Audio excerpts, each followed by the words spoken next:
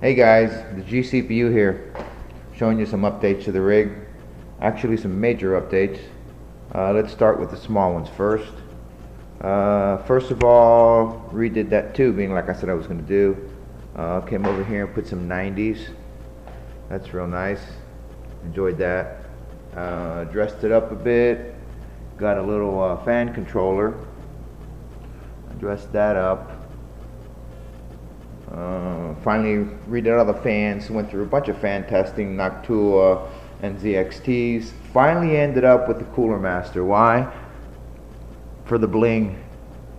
But the only reason was between that and the NZXT for the white, but I ended up going with the green LED. Maybe a little better picture of the pump and show you what we've done over here. There's the pump and the reservoir. I redid the right in here. Read all that. That used to stick out from the back picture.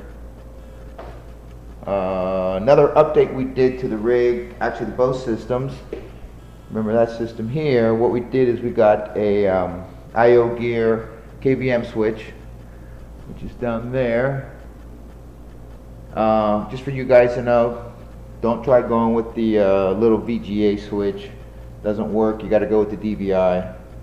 This unbalanced audio and the RFI on these CPUs and these motherboards, you get that hum and that crackling.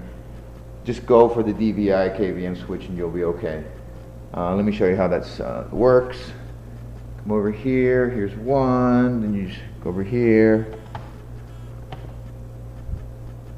And it switches right over to the other one. So this is the other baby. She's, what is it? She's at 4.2, running nice and cool, idling there.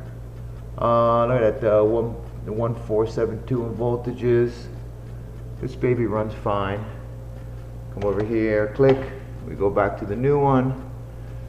EVGA motherboard. What are we at?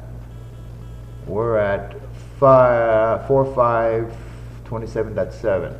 So let me show you the major update to the rig.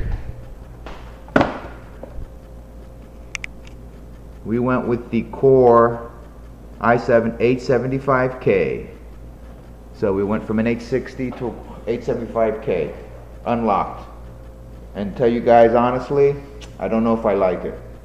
First and foremost, you need to be in turbo mode with speed step enabled for this to work on an EVGA motherboard. That's all I can tell you. On a P55 EVGA motherboard, you must have that enabled for it to work.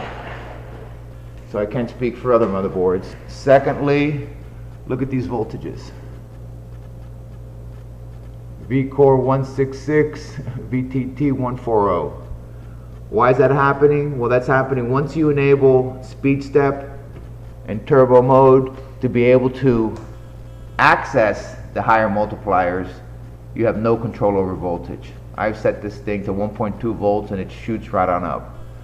So, and it runs real hot at that high voltage, real hot. Remember, we're only running one radiator. But jury is still way out on if we like the Core i7 875K due to you need to have speed step and turbo mode enabled and it plays with your voltages. That's dynamic voltage identifier, VDI I think it is. Dynamic voltage, which is within the boards, which is an Intel feature. Can't disable that. You have no control of your voltages. No control. So guys, there's our latest. We'll come back. Are we going to go with some more cooling? Maybe. Or we just might punt and go back to just a high block frequency and a 20 multiplier. And just run her nice and cool like this her is. Remember her? She's all alone down there. Let's go back and look at her one more time. Back here. Look at that. 32, 4.2. What's her voltage? There it is. Look at that voltage. This one, it is stable at that. Oops. All right. It is stable at that frequency and that with that voltage, but it's just, you know, it's way too hot and I don't like it. So I don't know.